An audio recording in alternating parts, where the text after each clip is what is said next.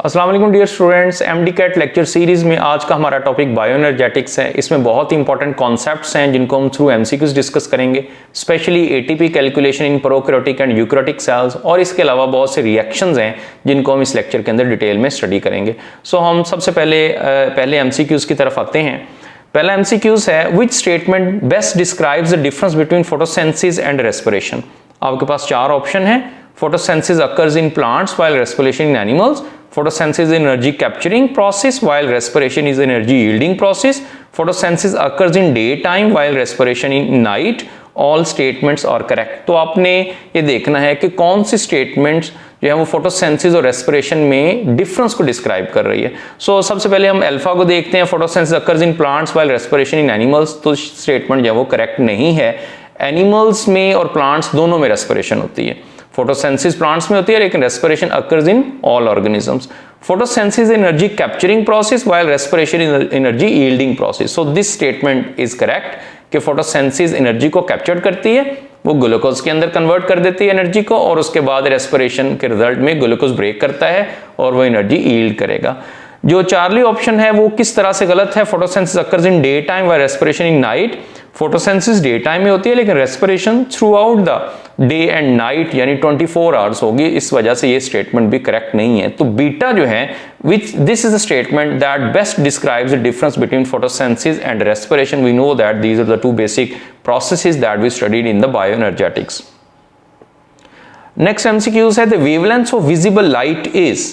Visible light की wavelength क्या होती है? आपके पास चार ऑप्शन है, 280 nanometre to 450 nanometre, 380 to 750, 580 to 750 and 750 to 950 nanometre. तो आप जानते हैं कि जो करेक्ट है इसके अंदर वो 380 to 750 नैनोमीटर है। दिस इज द रेंज और the wavelength of visible light, जो कि लाइट की फॉर्म में हमें डिफरेंट कलर्स नजर आते हैं। सो इसको हम विजिबल लाइट कहते हैं और इसमें जो रेंज है वो 380 to 750 नैनोमीटर नजर आ रही है। अब आप यहाँ पर देखें, आपके सामने एक डायग्राम है, इसमें जो विजिबल लाइट का पार्ट है वो बहुत थोड़ा सा है। ये आपको सारे का सारा इलेक्ट्रोमैग्नेटिक स्पेक्ट्रम नजर आ रहा है। उसमें देखें, इससे पहले आपको यूवी रेज नजर आ रही हैं, फिर एक्स रेज हैं, गामा रेज हैं, कॉस्मिक रेज हैं, और अगर हम ज्यादा रेंज में चले जाएं नैनोमीटर में तो इंफ्रारेड हैं, माइक्रोवेव हैं। ये सारी की सारी नॉन विजिबल है, लेकिन एक स्मॉल पोर्शन। तो ये क्वेश्चन भी बन सकता है कि बताएं इलेक्ट्रोमैग्नेटिक स्पेक्ट्रम का क्या मैक्सिमम पोर्शन विजिबल है या वेरी स्मॉल पोर्शन विजिबल है। तो आपने बताना है कि वेरी स्मॉल पोर्शन जो है वो विजिबल है, और इसके अंदर आपको ये वेवलेंथ नजर आ रही है, जो कि अभी हमने MCQs भी डिस्कस किया, अबाउट 400 to 700 नैनोमीटर और 380 to 750 नैनोमीटर। तो ये भी करेक्ट है। तो इसमें आपको 7 कलर्स जो है वो लाइट के नजर आ रहे हैं जी। नेक्स्ट है, chlorophyll A exist in several form, differ slightly in their blue absorbing peak, green absorbing peak, red absorbing peak और वॉयलेट अब्सॉर्बिंग पीक। तो कहां पर उसके अंदर डिफरेंस आता है? तो इसके अंदर जो करेक्ट है वो है रेड अब्सॉर्बिंग पीक। तो रेड अब्सॉर्बिंग पीक के अंदर हमें कुछ वेरिएशन नजर आती है क्लोरोफिल में। अब वेरिएशन क्या है कि रेड अब्सॉर्बिंग पीक के अंदर हमें यहां पे मिलता है कि वो 670 नैनोमीटर के अंदर भी इसमें पीक मिलती है, इसी तरह से 680 नैनोमीटर में भी मिलती है, 690 में भी, और 700 नैनोमीटर पे भी पीक मिलती है। तो इस वजह से जो रेड स्पेक्ट्रम है वहां इसके अंदर पीक में स्लाइट वेरिएशन आती हैं। आप जब इसके ग्राफ के अंदर देखेंगे तो वहां पर आपको ये नजर आएगा। The electron hole of the oxidised chlorophyll of PS2 is filled by the electron which are extracted from.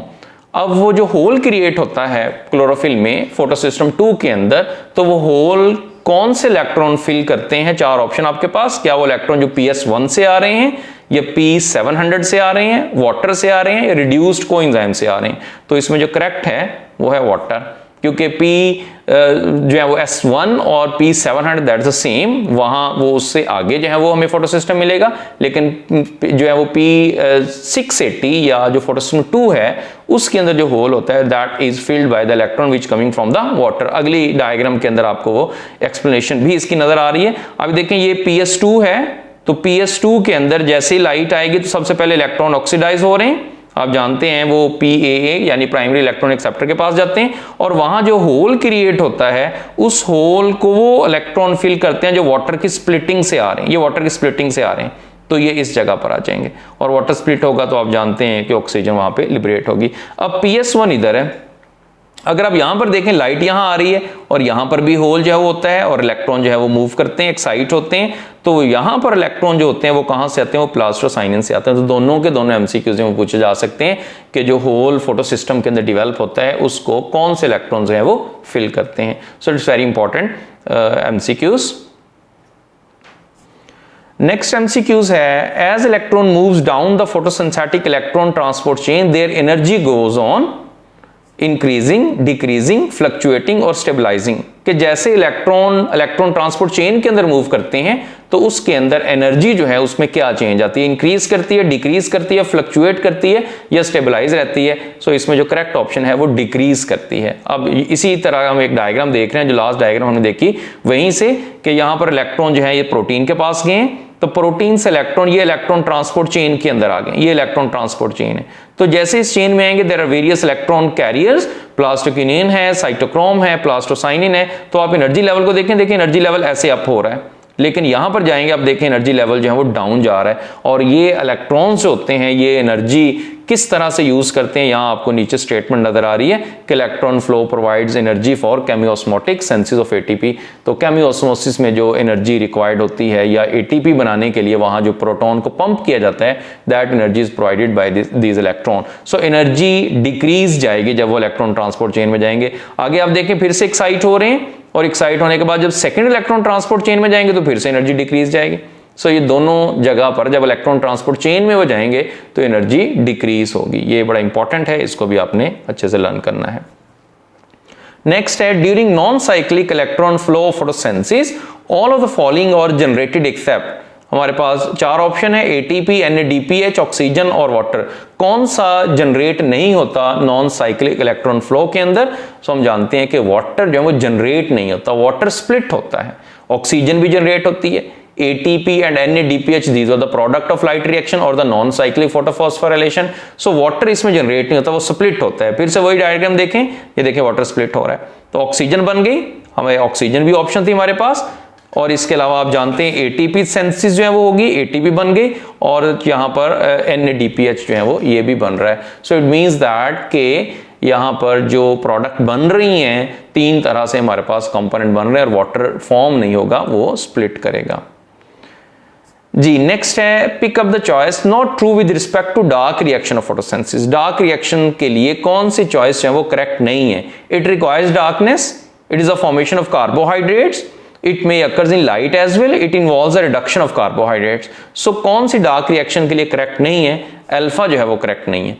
It requires darkness, इसको डार्कनेस की जरूरत नहीं होती, फोटोसेंसिस तो होती ही दिन के वक्त है। तो इसका मतलब है कि उसमें डार्क में तो फोटोसेंसिस नहीं होगी। हाँ, इसमें लाइट की प्रेजेंस एब्सेंस है वो मैटर नहीं करती, इसके लिए लाइट नहीं चाहिए डार्क रिएक्शन के लिए। सो इस वजह से इसको डार्क रिएक्शन कहते हैं। इसको इसलिए डार्क रिएक्शन नहीं कहते कि डार्क में होगा। सो अल्फा जो है this is not correct. It is a formation of carbohydrates, yes we know that, glucose formation, carbohydrate formation that take place in the dark reaction. It may occur in light as well, yes it may occur because presence absence of light doesn't matter. It involves reduction of the carbohydrates, yes carbohydrates जो है उसके अंदर उसमें carbon dioxide की reduction होती है और फिर कार्बोहाइड्रेट्स जो है उसकी सिंथेसिस होती है। सो अल्फा जो है this is not A correct choice for the dark reaction. Next है हमारे पास MCQs, the first stable compound formed in the Calvin cycle is, पहली स्टेबल कंपाउंड कौन सी बनती है? Highly unstable 6 carbon intermediate, 3 phosphoglycerate, 1,3 bisphosphoglycerate और glyceraldehyde 3 phosphate. तो पहला जो कंपाउंड है, जो स्टेबल कंपोनेंट है, वो 3 फॉस्फोग्लिसरेट बनेगी। इसको 3PGA भी कहते हैं, PGA एब्रीविएशन भी यूज होता है। और इसी वजह से केल्विन साइकिल को C3 पाथवे भी कहते हैं, क्योंकि जो फर्स्ट स्टेबल कंपाउंड आपको मिलेगी इसके अंदर हमें 3 कार्बन मिलेंगे। So this is the reason this Kelvin cycle is called the C3 pathway। ये बड़ा इंपॉर्टेंट है कि इसको C3 pathway कहने की क्या वजह है।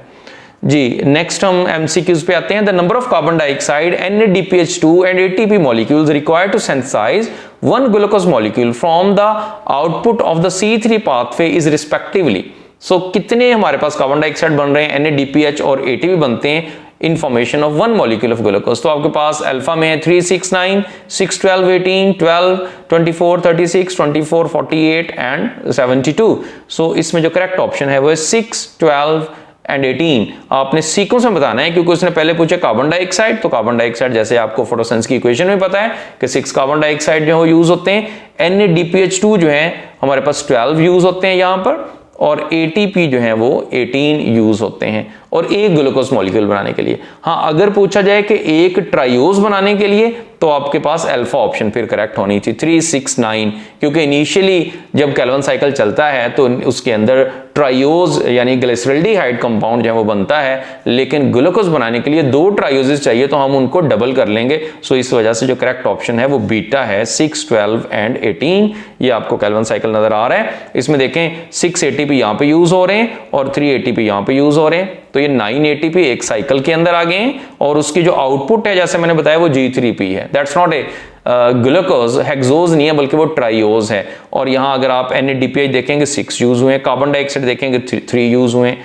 सो अगर हमने ग्लूकोज बनाना है then we require to synthesize the 2 molecule of glyceraldehyde 3-phosphate और G3P। सो ये साइकिल को हम इसको डबल कर देंगे, सो 3 की बजाय जो है वो 6 हो जाएंगे, और 6 एंड 3 9 को डबल कर देंगे तो 18 हो जाएगा, और 6 NADPH की बजाय हम 12 जो है वो NADPH, बिकॉज 1 ग्लूकोज मॉलिक्यूल को सेंसाइज करवा रहे हैं, तो इसको हम प्रोडक्ट्स जो है वो जितनी भी चीजें यूज हो रही हैं इनको डबल कर देंगे जी।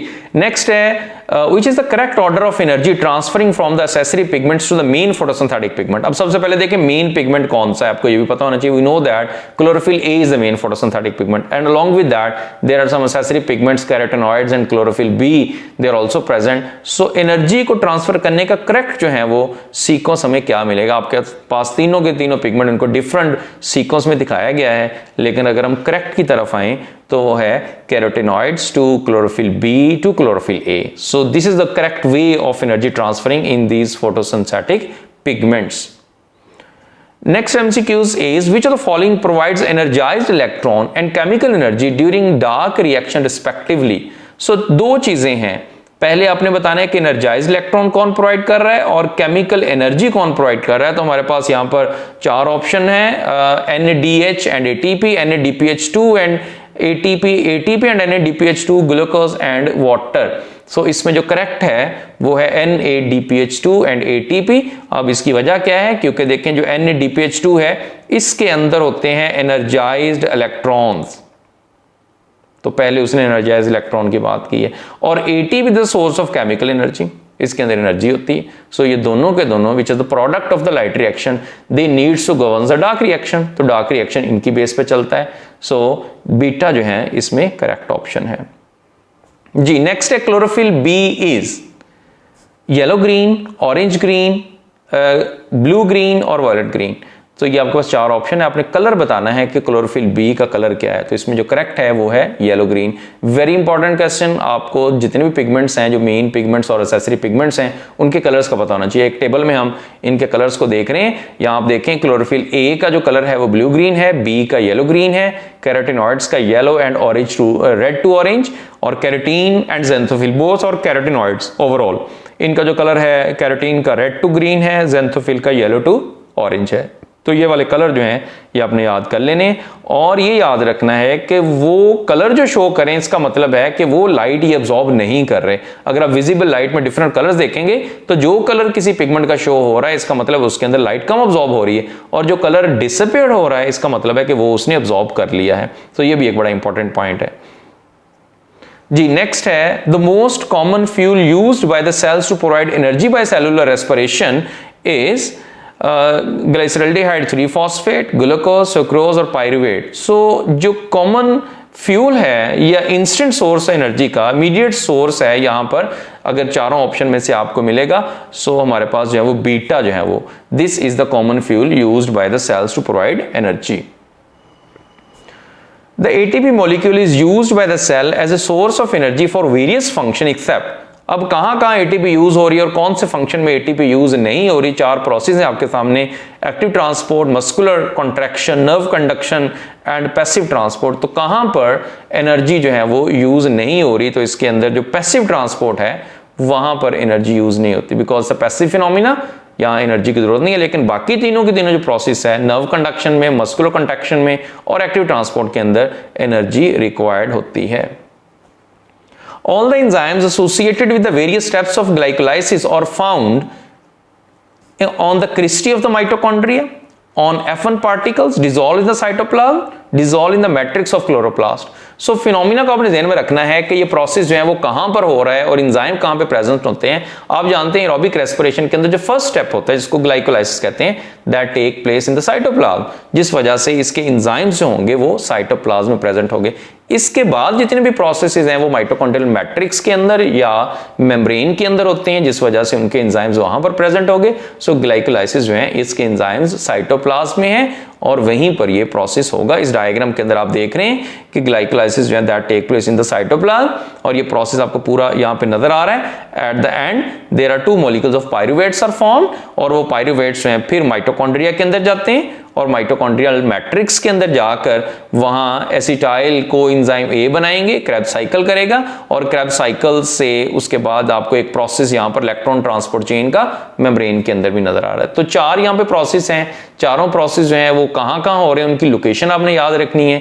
ग्लाइकोलाइसिस साइटोप्लाज्म में होगा, उसके बाद ऑक्सीडेशन ऑफ पायरुवेट और क्रेब्स साइकिल ये मैट्रिक्स में होगा और जो इलेक्ट्रॉन ट्रांसपोर्ट चेन है वो इनर मेम्ब्रेन ऑफ माइटोकॉन्ड्रिया में यानी कि जो क्रिस्टी हैं वहां पर ये प्रोसेस होगा। तो चारों प्रोसेस इनकी लोकेशन जो है वो कहां है ये आपने याद रखनी है। The steps of glycolysis which utilise ATP is और कौन से स्टेप्स के अंदर एटीपी रिक्वायर्ड होते हैं या यूटिलाइज होते हैं।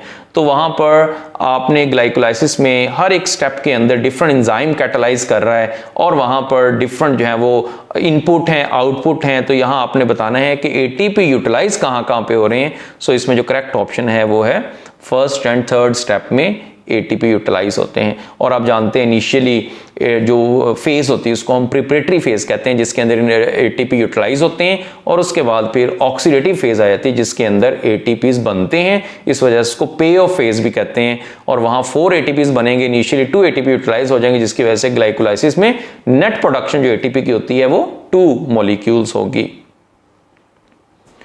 Glycolysis is activated by the activation of phosphofructokinase through feedback mechanism by the deficiency of malate, alpha ketoglutarate, citrate और succinate। तो किस चीज की डेफिशिएंसी के रिजल्ट में जो फॉस्फोफ्रुक्टोकाइनेज जो है उसको एक्टिवेट किया जाता है। करेक्ट ऑप्शन जो होता है वो सिट्रेट है। यहां पर एक डायग्राम से ही हम इसको देखेंगे तो आप यहां पर देखें कि ये पूरे का पूरा फिनोमिना आपको नजर आ रहा है। यहां पे कुछ एंजाइमेटिक एक्शन है।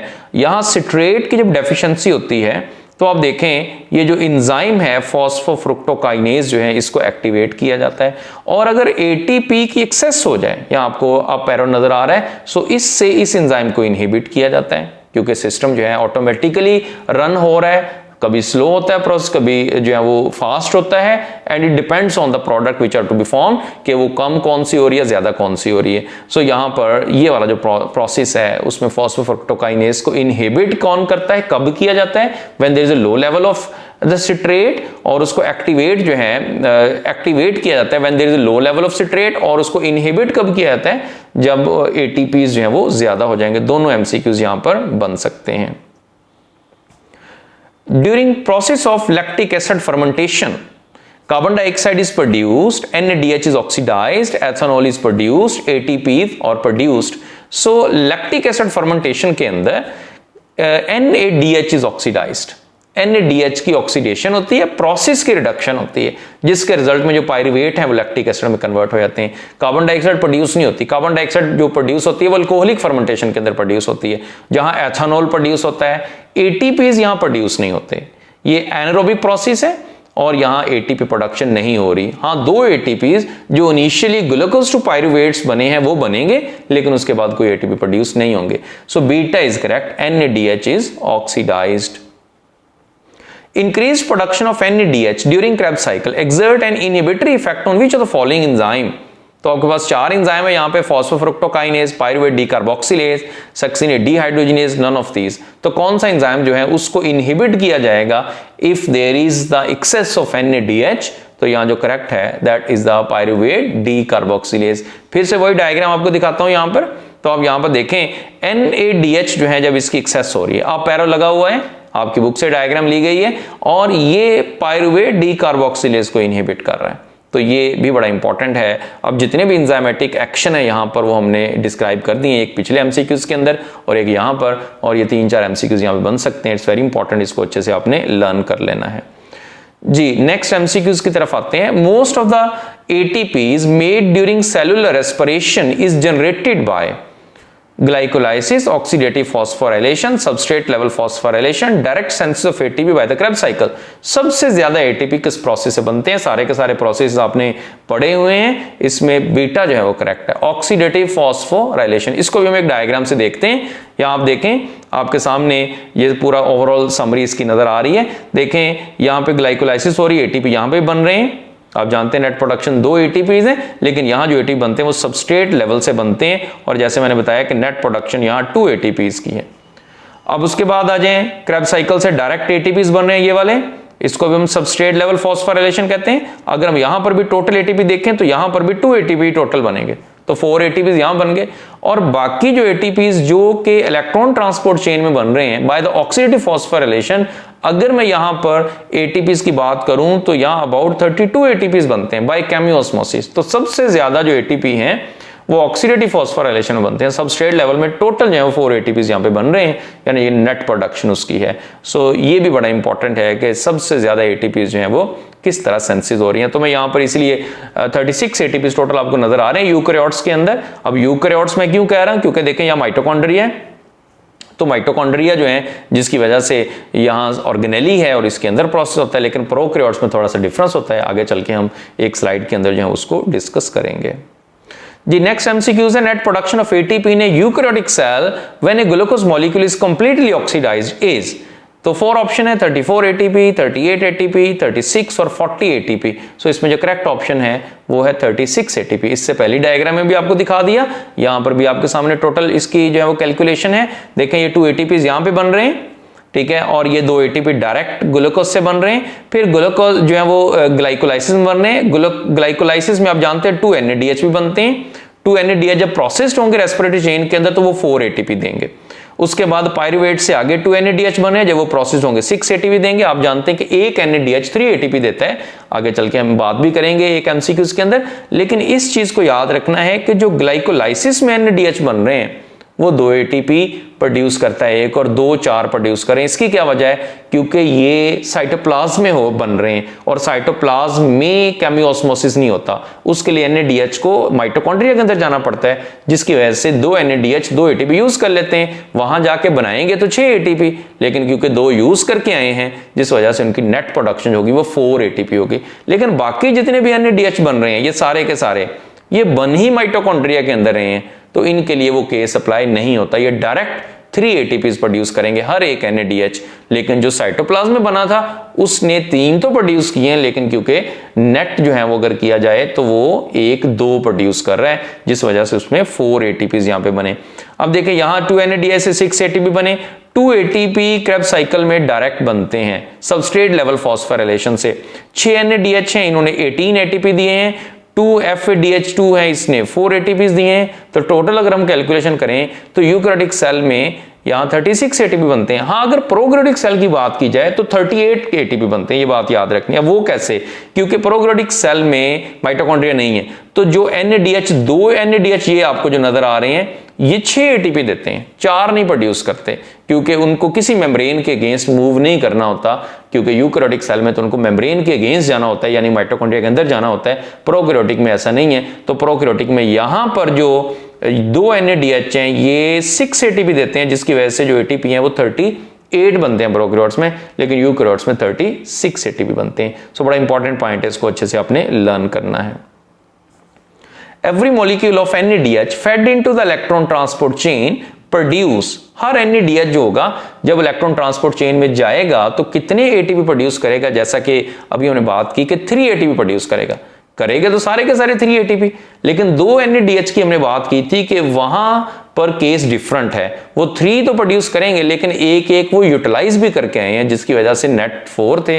लेकिन यहां याद रखना है कि हर NADH है वो 3 ATP प्रोड्यूस करेगा। आगे डायग्राम जो है इसके अंदर आप देखें, एक NADH यूटिलाइज हो रहा है इलेक्ट्रॉन ट्रांसपोर्ट चेन के अंदर, NAD में कन्वर्ट हो रहा है और उसके इलेक्ट्रॉन मूव करके जा रहे हैं, और यहां से प्रोटॉन जो है वो पंप हो रहे हैं। केमियोस्मोसिस में आप जानते हैं कि प्रोटॉन जो है वो पंपिंग होती है, प्रोटॉन जो है उसको पंप किया जा रहा है और उसके रिजल्ट में प्रोटॉन यहाँ स्पेस के अंदर आ रहे हैं और वहां से जब वापस वो इस एंजाइम से पास करके मैट्रिक्स के अंदर आते हैं तो आप यहां देखें 3ADP प्लस 3PI और 3 ATP जो है वो यूटिलाइज हो रहे हैं। सो 1 NADH in chemiosmotic process in electron transport chain or respiratory chain will produce 3 ATP.